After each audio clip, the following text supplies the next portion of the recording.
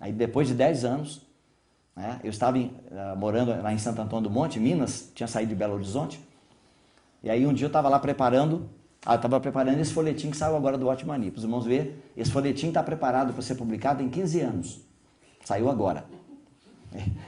24 páginas ou 30 páginas. Primeiro que a gente é pobre, né? Pelo menos isso eu pareço com Pedro e João.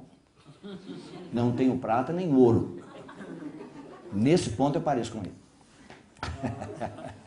E aí lá em Santo Antônio, irmão, eu estava preparando aquele escrito do Watchmani e aí resolvi colocar um adendo, né, que era comentários do tradutor.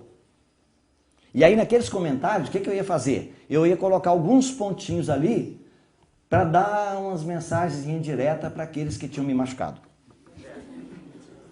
Muito espiritual, eu nem imagino.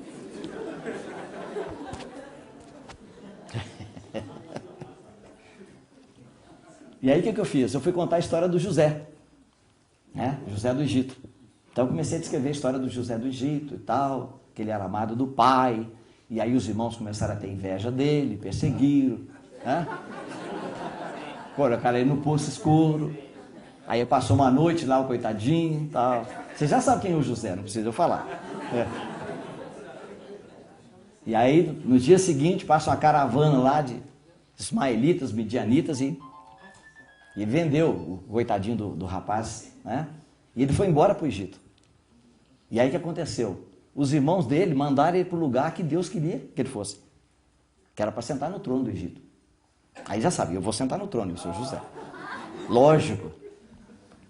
Mas, irmão, quando chegou naquela parte da história do José, que ele disse assim, o Senhor me concedeu 2 filhos, Manassés e Efraim. Aí quando chegou naquele ponto, irmão, foi como se o senhor falasse assim, para agora.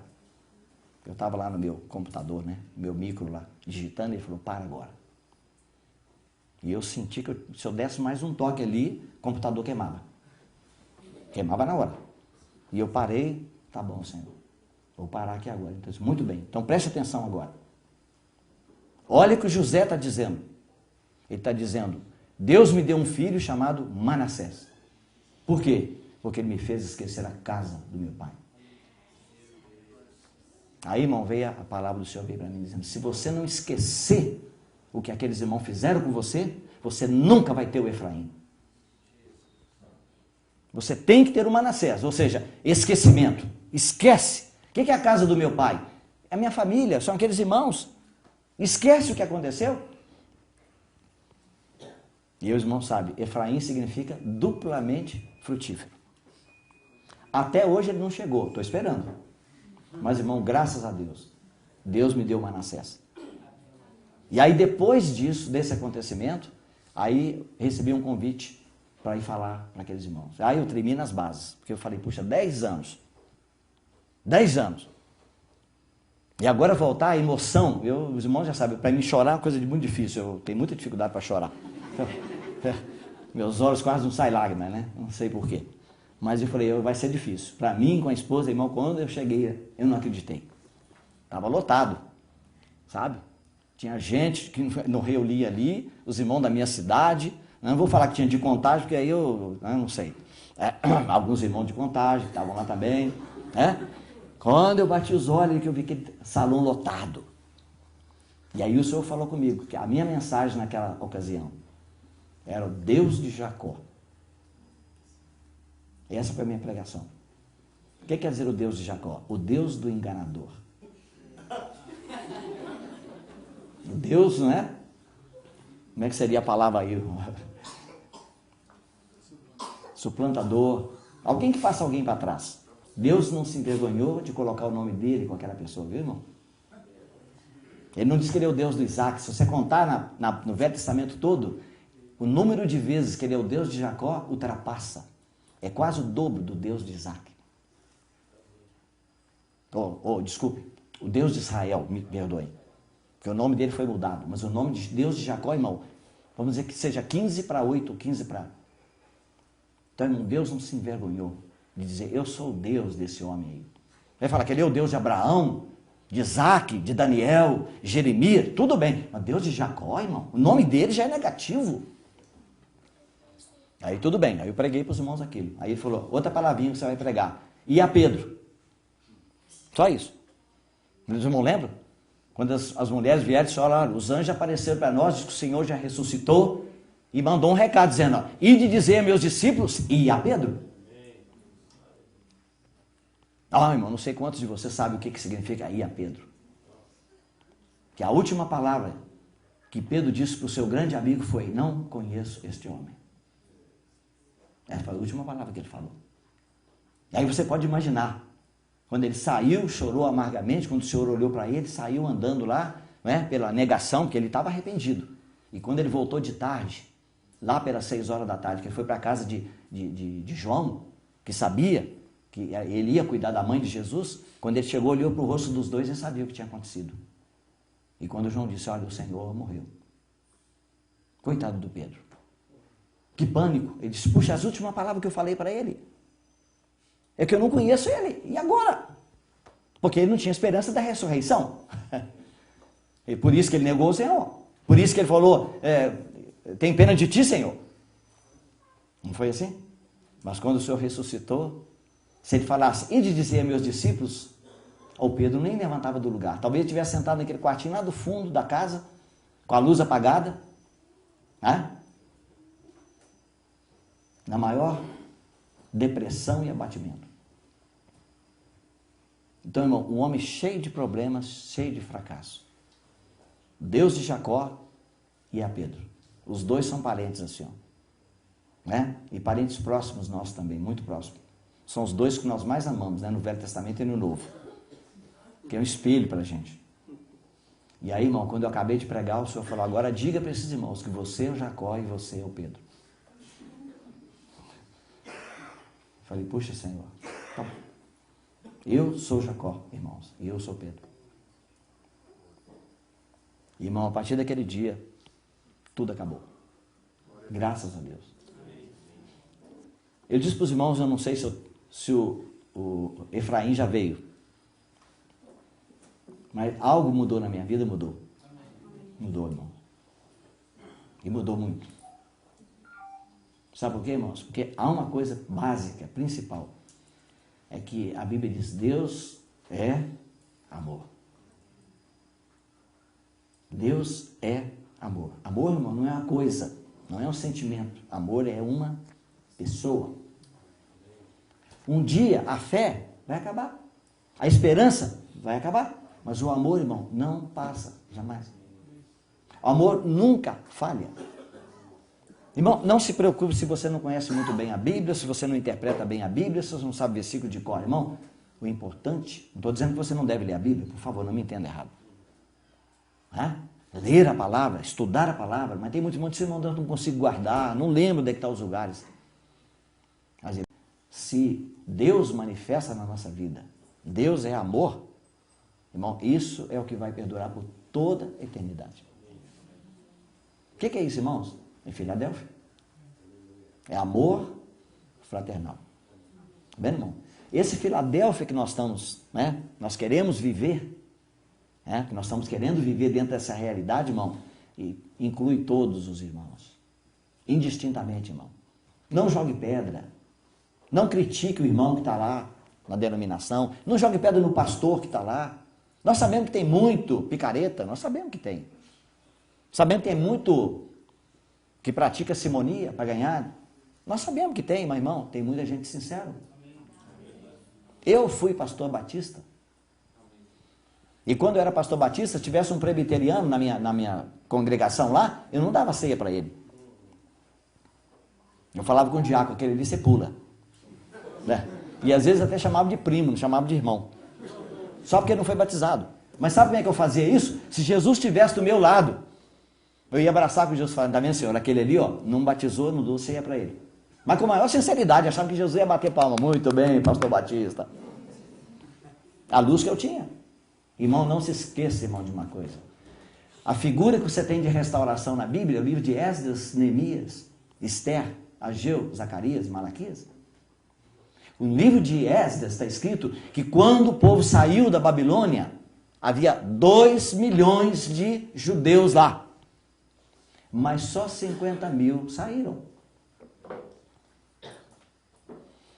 Aí digamos que aqueles irmãos tivessem a mentalidade de alguns de nós que temos, de quando chegar na porta ali da saída lá da Babilônia, olhar para trás e dizer, olha essa cambada aqui de 1.950.000 de coração endurecido, né? Que não ama o propósito do Senhor.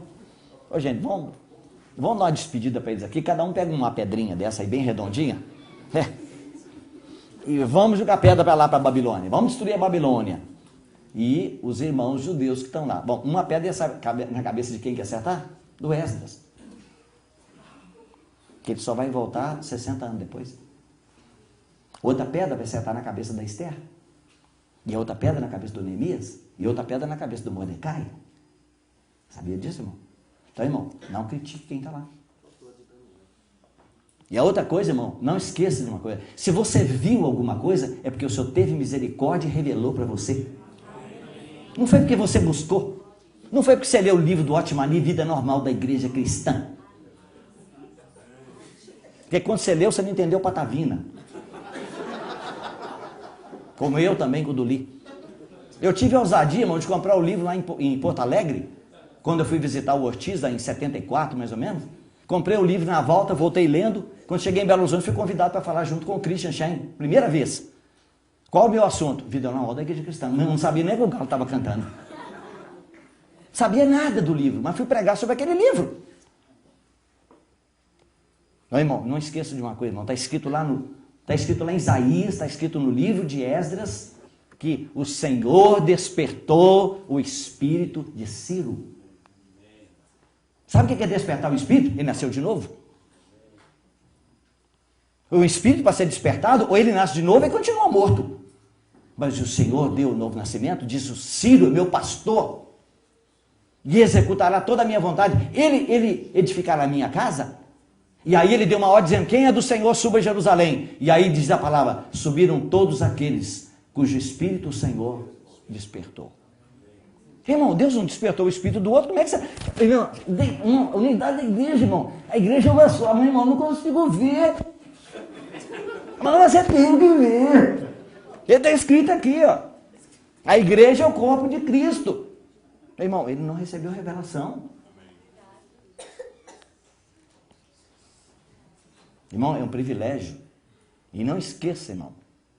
Se o Senhor deu a visão para uns poucos, sabe para quê? É para você chegar no Rio Jordão, as águas da morte estão passando. É para você, que é o levita, coloque o pé e faça as águas da morte parar, para que os outros possam passar. Não, pense que Deus não tem propósito para eles não, irmão. Não seja ousado como aquele servo do Senhor, servo verdadeiro, mas que desequilibrou quando declarou, Deus não está edificando a igreja dele nas denominações. Irmão, Deus tem um propósito para o povo dele. E nós somos a ponte. Nós somos a ponte. Você está achando que vai acabar tudo? Quando a palavra de Deus, lá em Atos capítulo 15, está escrito a palavra de Tiago. Ele disse, assim como Simão relatou, que o Senhor está visitando os gentios para retirar dentro deles um povo para o seu nome, que é a igreja. Mas disse, mas acabou? Ele disse, não, quando ele terminar isso, irmão, quando terminar o Senhor completar o número da igreja, não acabou? Ele vai levantar o tabernáculo caído de Davi. Ele vai se voltar para a nação de Israel. E aí você lê o capítulo 11 de Romanos e ele diz, se o corte dos ramos foi glória para as nações, para os gentios que somos nós, ele diz, quão mais glorioso não será quando eles forem reenxertados de novo. Ah, irmão, o que Deus tem para fazer com Israel é muito grande ainda. Aí parou, irmão? Não, não parou não. Tem gente que fala, não, era da graça, acabou, agora quem não converteu se perdeu. Não, irmão, está escrito lá, lê Atos 15. Que ele vai levantar o tabernáculo caído de Davi para que os demais homens busquem o Senhor. Quem? Os gentios sobre os quais o meu nome é invocado hoje. Irmão, você acha que Deus é um fracassado? Que ele vai ficar com 10% da criação dele? Com facilidade nós falamos, 90% vai para o inferno. Não vai não. Não vai não, irmão. Porque o amor de Deus é muito forte. O amor nunca falha. E o que o povo está esperando, irmão, em nós é isso. É você amar. Eu contei a história, eu vou terminar, eu quero dar um tempinho ainda para o outro irmão, compartilhar um pouquinho. Mas o irmão em Belo Horizonte me contou que foi para a África. E o irmão tem uma certa visão das coisas de Deus. E alguém falou com ele, olha, leva água, leva biscoito, né, bolacha, né, como diz aqui, bolacha, e outras coisas, porque lá você não vai ter, lá não tem restaurante, não tem bar, não tem, né, não tem banheiro, não tem nada. Então, ele levou uma sacolinha caprichada. E aí dentro daquele carro que estava conduzindo, né, o irmão, havia um pastor negro, lá da África. E aí o irmão, a certa altura da viagem, deu fome, e ele começou a dar as bolachinhas dele para cada um. Tirava um, tirava outro, tirava outro. E ele notou que o pastor lá da África pegava o biscoito e levava na boca e tal, fingia que estava comendo, e distraía e tal, e punha no bolso. E dá um pouquinho, outra rodada de biscoito, de bolacha. E aí fez aquilo umas 3 ou 4 vezes. Depois ele não aguentou. Quando pararam assim, numa certa altura, ele chamou o irmão e falou, irmão, vem cá. Por favor, irmão, me ajude.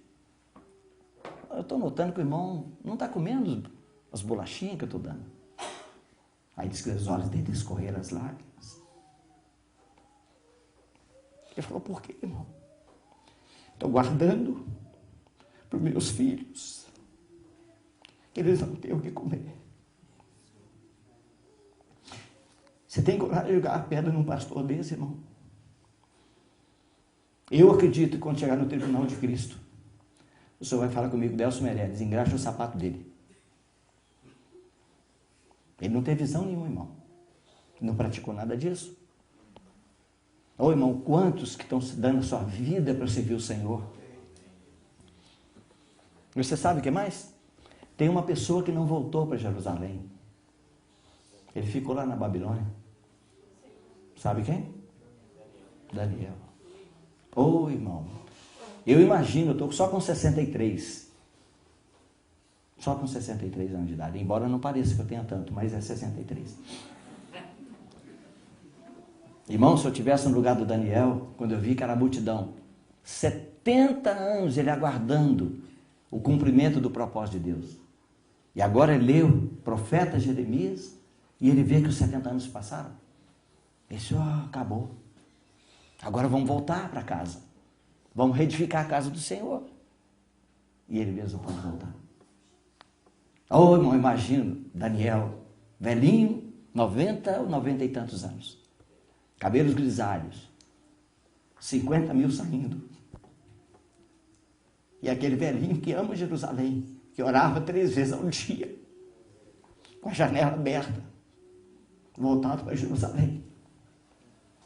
Ele só pode dizer, Deus lhe bendiga, irmãos. Deus os abençoe. E ele morreu lá na Babilônia. Não esqueça, irmão. Tem muito Daniel lá. Ó, Senhor, que o Senhor possa mudar, irmão, nosso conceito. Infelizmente, eu tenho convivido com alguns irmãos, não são muitos, mas como a gente vê esse desvio? É como se os outros fossem outros, nós fôssemos nós. Não, irmão, dá errado. Nós é todo. Todos os irmãos, não importa a visão que eles têm, não importa onde eles estejam. Está debaixo do sangue do Cordeiro, são membros da mesma família, do mesmo corpo, e um dia nós vamos conviver juntos. Vamos viver para sempre. Quem sabe hoje, nós estamos no papel que Paulo diz em 2 Coríntios. Em nós opera a morte, e neles vai operar a vida. E seja assim, né, irmãos? Seja assim. Deixa-me só... deixa eu só concluir a minha parte aqui. A minha parte aqui não é sermão, irmãos, não. Eu sei que vocês ficam com medo do tempo e muito longe. Não é sermão, é só um poema que eu gosto muito de ler para os irmãos. Escrito por um irmão chamado Theodore Monod. Ele era francês e ele escreveu alguma coisa sobre a conquista do nosso eu. Ele diz assim: ai, que tempo vergonhoso, quando altivo resisti ao meu Salvador bondoso, respondendo desdenhoso, quero eu, não quero a ti. Mas o seu amor vencia quando sobre a cruz o vi. E Jesus por mim dizia, e já meu coração dizia, quero eu e quero a ti. Com ternura me amparava, graça e força recebi. Mais e mais eu exultava, mais humilde se agradava, menos do eu e mais de ti. Por seu grande amor vencido, tudo ao meu Senhor cedi. Ao meu Salvador unido, este agora é meu pedido. Não mais eu, só quero a ti. Senhor, nos abençoe, cubra nossas palavras com o sangue do Cordeiro. E continua falando conosco, Senhor. Oramos agradecidos pelo que o Senhor tem iniciado aqui nesses dias e pelo que o Senhor ainda há de fazer e de concluir. No teu nome precioso. Amém. Amém.